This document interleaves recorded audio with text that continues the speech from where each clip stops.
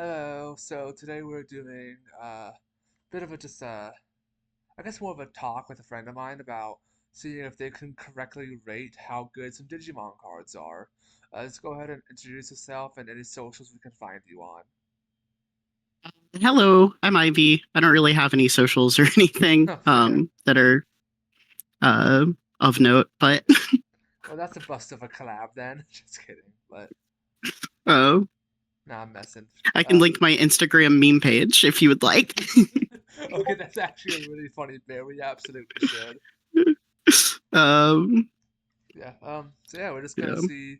The plan today is we're gonna go through kind of level of Digimon from 3 through 6, go over one option and one tamer, and we're gonna see if they can guess how good it has been.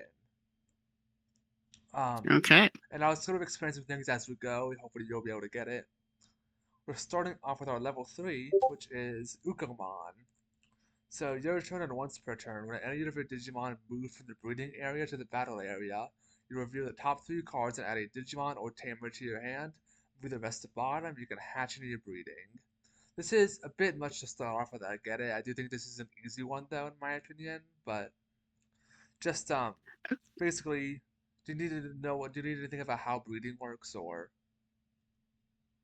So can I like put out my guess for how this kind of works, and yeah, go then ahead, yeah, that'd be fun. yeah. Um, so kind of the way I'm reading this is that it's maybe a Pokemon style thing where you have like a bench of sorts, Hmm. which is your breeding area, Hmm. and then they can move into the battle area. Yeah, Um, yeah. So you're and you get you oh finish, sorry, and sorry. you No, get some amount of card draw yeah, when that happens. yeah. So you're pretty close actually. The way this works is at the start of your turn, you're gonna hatch a level 2 from your breeding deck, which then, if you have a, which you can then sort of evolve a level 3 over it, and during the it's kind of like our standby phase, right? During this so I guess upkeep phase, whatever. During the upkeep Mhm. of your next turn, you can move the level 3 or higher that is evolved over the level 2 to the battle area, right? And then there's the next Gotcha. standby phase after that, you're gonna hatch again, right? This just lets you hatch Mhm. immediately and gain some extra value from it, basically. Okay, cool.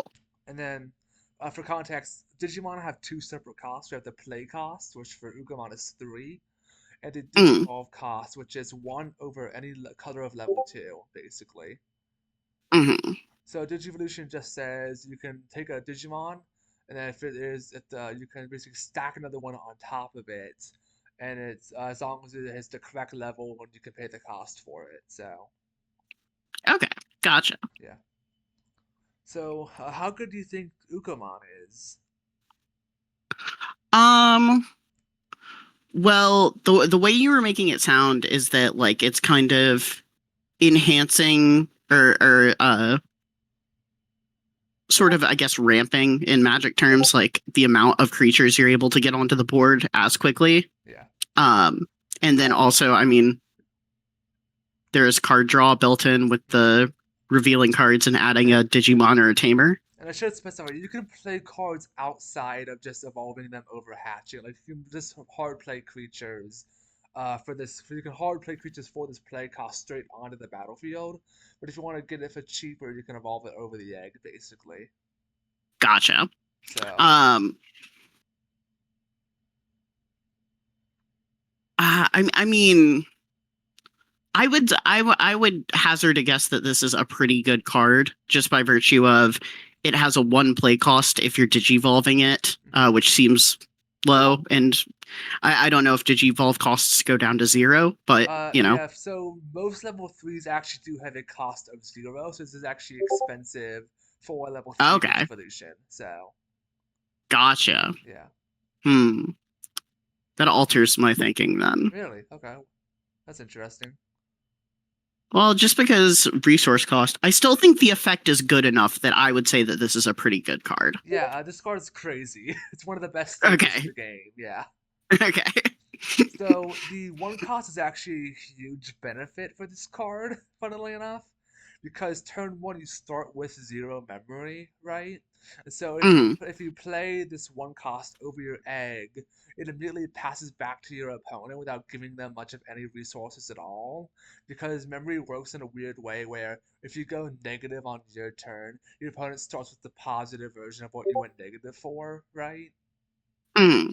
And so by giving them exactly -1, you're starting their turn with basically nothing they can do effectively without unless they want to overextend and give you way more memory.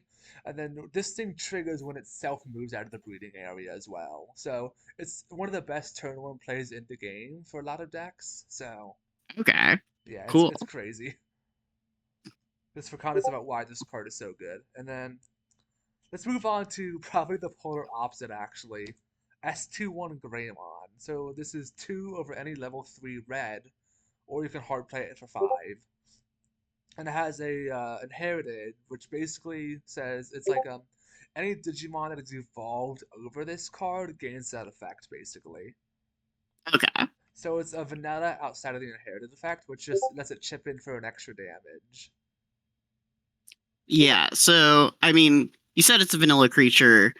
Um, I'm gonna assume. I mean, I'm gonna assume it is somewhere in the realm of nothing great to actively bad, Mm-hmm. depending on. I mean, I don't know what DP necessarily means here, but It's 4,000 for 5 seems low in comparison to the um Ukamon we were just yeah. looking at. Yeah, so for context here, the DP does not matter. It's Okay. kind of like it's a mixture of attack and it's a mixture of like power and toughness, where it's like power. It's power in the sense that it's how big it is and how able it is to get over other bodies, but it's also toughness in the sense where if it ever hits zero for whatever reason, like through a variety of effects, it gets destroyed.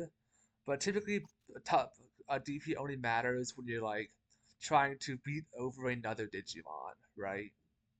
Okay. Because blockers don't really exist in this game, unless there's a specific keyword that allows you to block. And you can attack kind of suspended You can only attack other Digimon if they are tapped, right? So the DP only really matters when you are trying to beat over other bodies for like board control, basically. Okay. Um.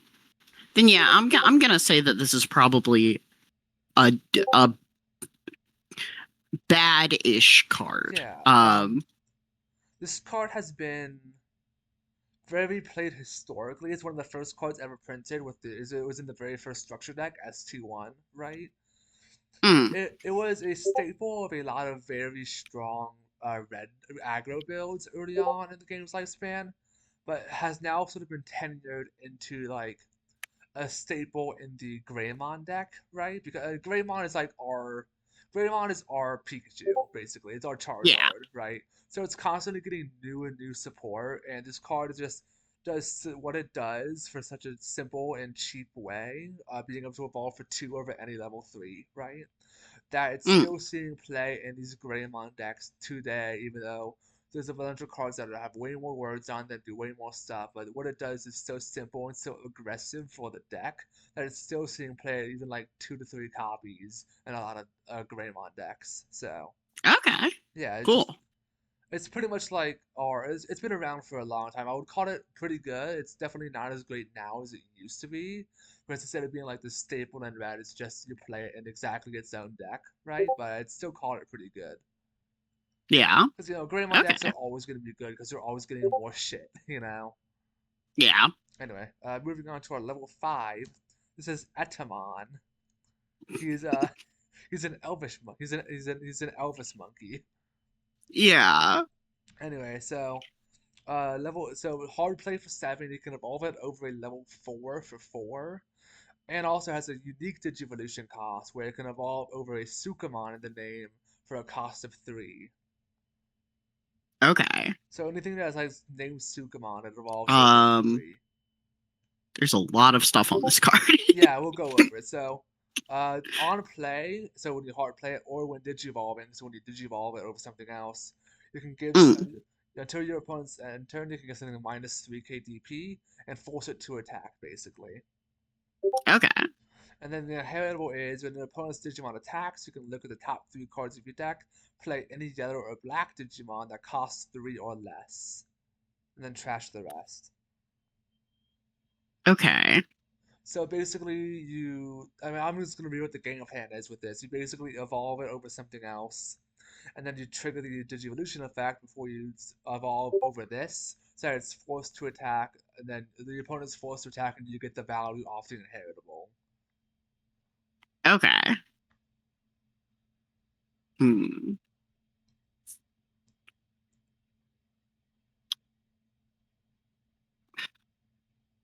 I'm tempted to say that a lot of words means it's good, but I also think that like because I'm assuming the main play pattern with this would be trying to play an index where you are playing Sukamons, Yeah, just because yeah. keeping that cost down to 3 as opposed to like hard casting it for 7, which doesn't seem great. Yeah, it's part of like the whole Sukamon deck. Yeah, it's very much a big part of it. Um, well, you said that you can only attack Digimon when they're tapped, right? Yes. Um, so goading something and like making it attack seems pretty good. Yeah. So Because you're forcing your opponent into a bad swing that you can punish, basically, yeah. exactly, yeah.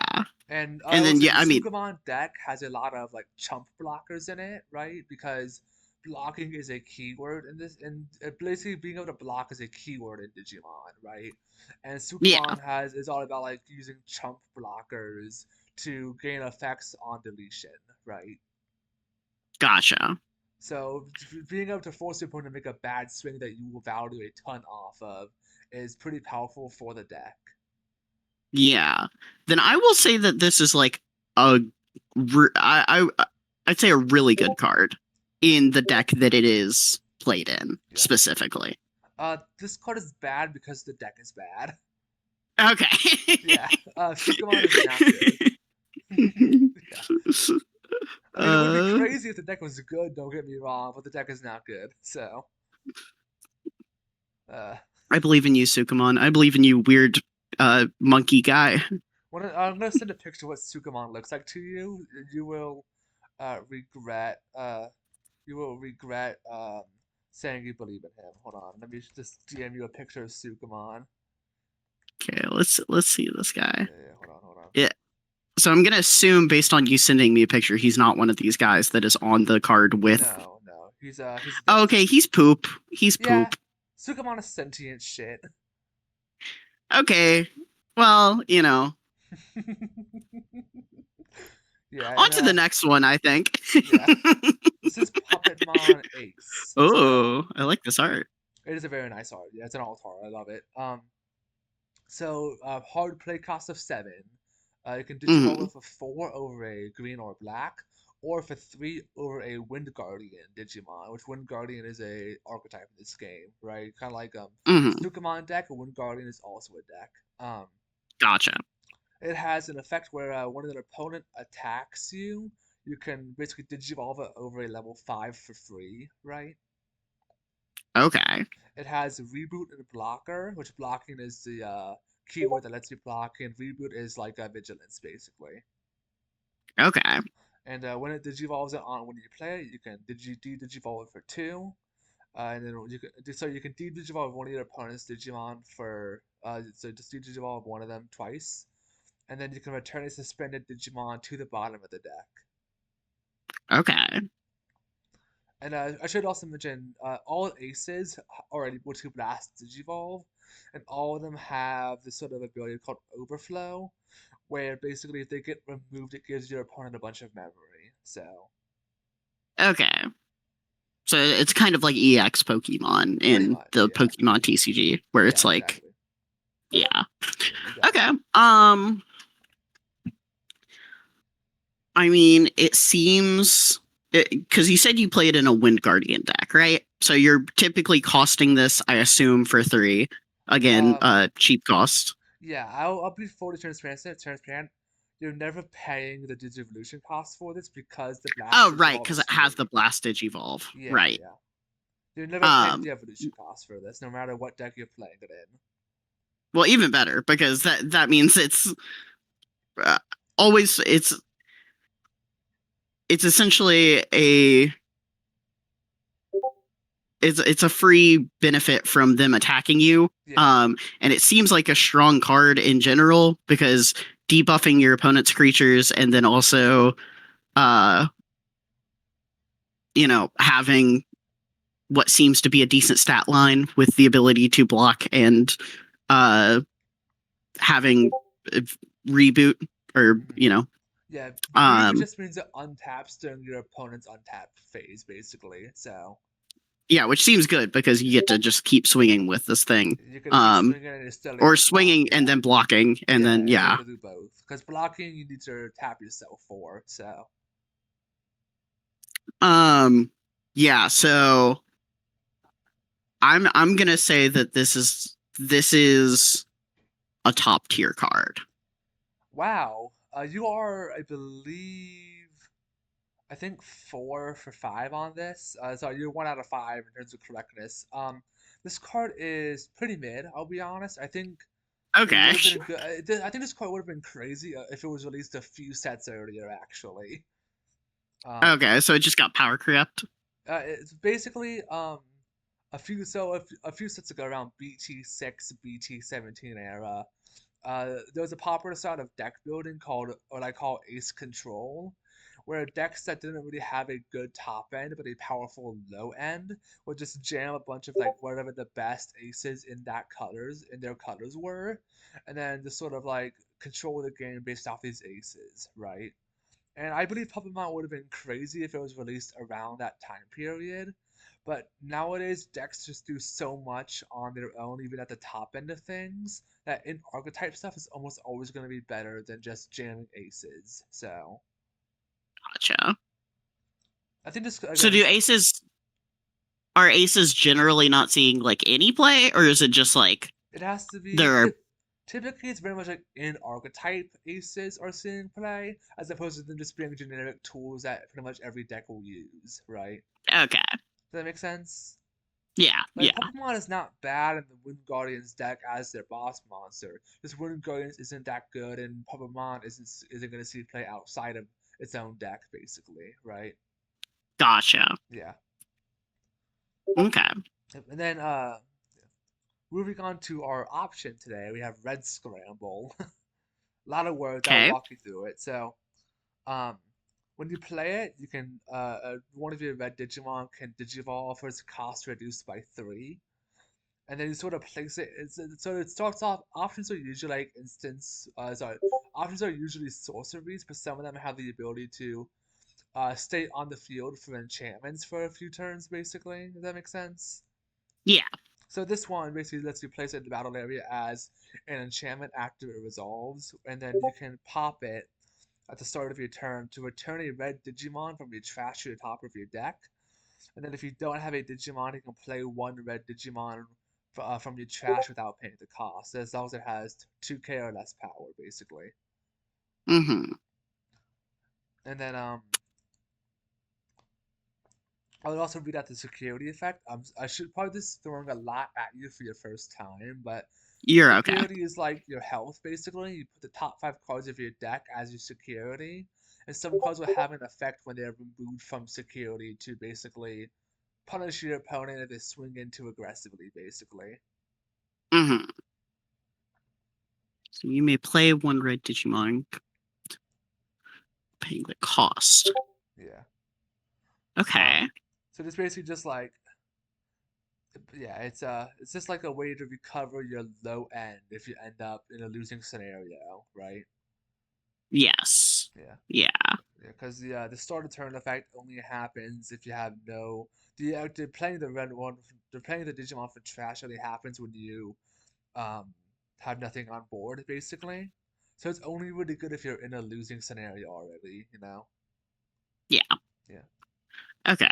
So here's my read on it. The main effect, uh, you can digivolve with the digivolution cost reduced by 3. Seems okay, but it seems like a lot of the uh like higher cost cards have like a decent way where if you're running them in archetype, you can cast them for fairly cheap already, if not free. Yeah. Um, and then the recursion effect seems good because you can return any red card to the top of your deck. Or yeah, any red Digimon card to Yeah. the top of your deck and play one for free. But I still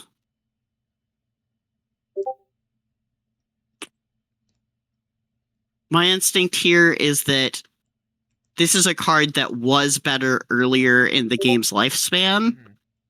and has been kind of power Yeah. crept. This is a actually fairly recent card. I think it came out only 1 or 2 sets ago. Okay. And I'm not personally sold on this, but a lot of like pro players are having this as a one of in a lot of their decks, right? There's a scramble for every color in the game, right? Mm, And so a lot of pro players are like standing this as like having a being like a one of in a lot of decks, basically. I'm not sold on it myself. We'll have to just kind of see how this meta starts shaping out. If people are still going to be repping it as a one of for like a worst case scenario, I think it's more of a lose less card than in the sense that if you're already losing, you're just going to lose less hard if you end up popping off with the if you end up popping the play one card from trash effect. I just think it's again you're losing less without actually helping you win a game, in my opinion. But we'll see if I'm wrong about that. But gotcha. Okay. basically, pro players are saying it's good. Is the point? Is what I'm getting at. So Yeah. yeah, Can I ask? You said it's a one of include. What is the limit per card of includes in a deck? yeah. In It's 4 like Magic the Gathering, okay, cool, and it's the deck size is exactly 50. So gotcha. yeah, Okay. Yeah. and I think that is the end of our. Oh no, we have one more. But the Tamer. This is Tommy Himi. Um, So security is you're gonna play it without paying its cost when it is trashed from security, right? And on Hmm. play, you can trash 3 Digivolution cards from the bottom of one of your opponent's Digimon. So remember how I mentioned that stack earlier of Digimon? You evolve it in a stack, right? Yeah. You just get to remove the bottom 3 of that stack when you play it. Okay. And then actually is one of the few tamers with an inheritable effect because this was part of an archetype called hybrids, which are basically Digimon that are able to evolve over tamers. Right? So this one has an inheritable. Where until the end of your opponent's turn, when it attacks, one of your opponent's Digimon with no Digivolution cards can't attack or block. Okay. So I can obviously see like the built-in kind of synergy between its on-play effect and its inherited effect. Mm-hmm. I can also see, we had a card earlier that was de-evolving something. Mm-hmm. And so am I correct in assuming that if you try to de-evolve something and it doesn't have anything under it, it will just like go away? Or Correct. Yeah. If you digivolve something down to its egg, it will, or its level 2, it will go to trash. Yeah. okay. Hmm.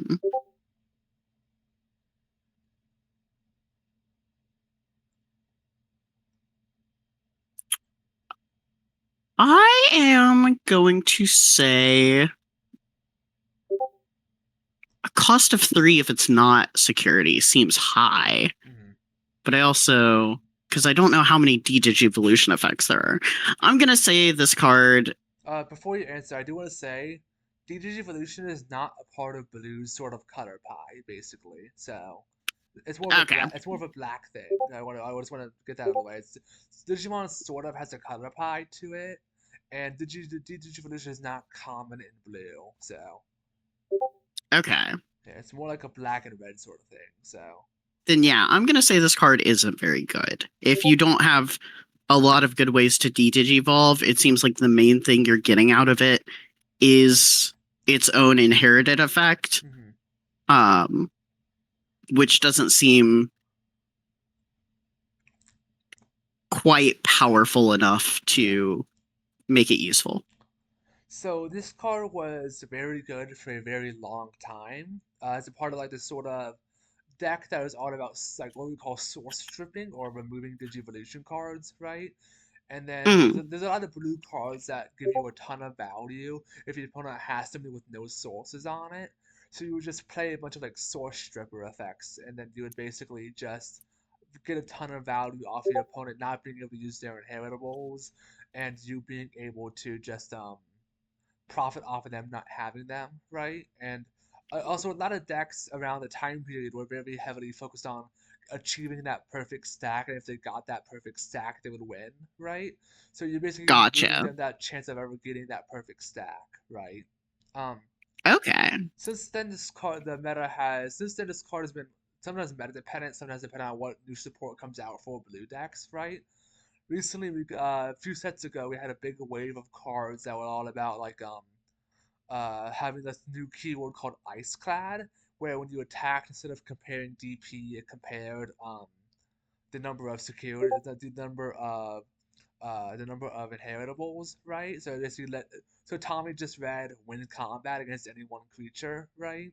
Um, Gotcha.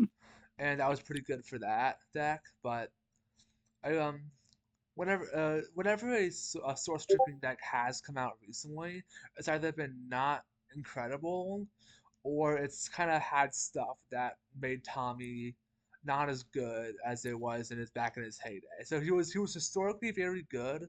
Still sees some play when the right decks are meta, but it's ultimately fallen a bit out of fashion in my opinion. Okay. Can I ask you a question? Yeah, go Are ahead. tamer cards like instant speed? Like, could you? You said this card reads you win a combat. Can you play this card like during a combat or? No, it's most cards in this game are sorcery speed, with exceptions like the blast mechanic and Okay. a few other things. Something that can happen is you can security effects are when actually turn that like the security you can play it reduces the digivolution cost, but even if something has like trample, I believe the card would have already been marked for destroyed before its digivolution cards are stripped and you're able to. It's like a weird order of things. I don't think there's a way where you can play it at instant speed for your opponent to be able to basically allow you to win combat. It's something you have to play in main phase basically. So, Okay. although Cool. I will say the main phase in battle, so Digimon doesn't really have a battle phase per se, like a combat phase. It's all one big main phase for all the cards basically. Yeah. So you And can then I theoretically play this and go straight into a battle, gotcha. and then play other stuff afterwards, right? So Mm, okay. Well, I like his big dumb hat. yeah, he's a very fun character. He's basically like the prerequisite little brother character in Frontiers, right? Yeah. Pretty much like every single Digimon show has this one small child character that are the other like preteens all have to take care of, basically. He's In fun. the original Digimon show, isn't that the kid that ends up getting like Angemon or whatever? Yeah, TK is his name. Yeah, you're right. He has Yeah. Angemon. Yeah, yeah, yeah. This guy Um. has what we call this guy. Let me show you what he evolves into because I'm kind of bored. Just to extend this a Sounds little bit. good. Let me find Chapman. Oops, that's Chapman. Chapman.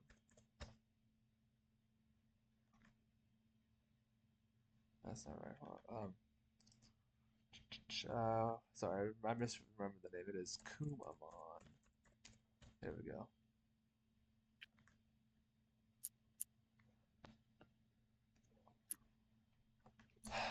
Digimon. Here we go. Sorry about that. You're all good. There's apparently a billion things named Kumamon for whatever reason. Uh, and he evolves into this guy. He's a little polar bear.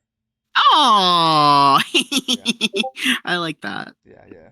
He also later on in the series. So Digimon Frontiers is all about like these kids actually turning into Digimon with like they're like by fusing with like elemental spirits, right?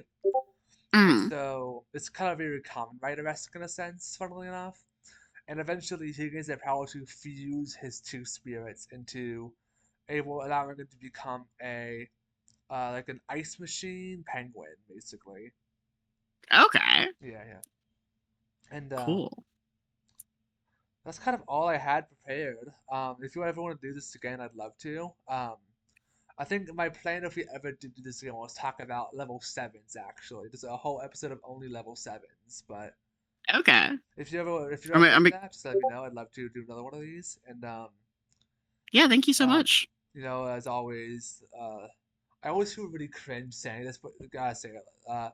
Like, comment, subscribe, all that bullshit. I always feel really weird saying it, but Yeah. You know. apparently it does. Apparently, saying it does actually help people to actually do it, which feels weird. But just do it. I can't say it myself, so just do it.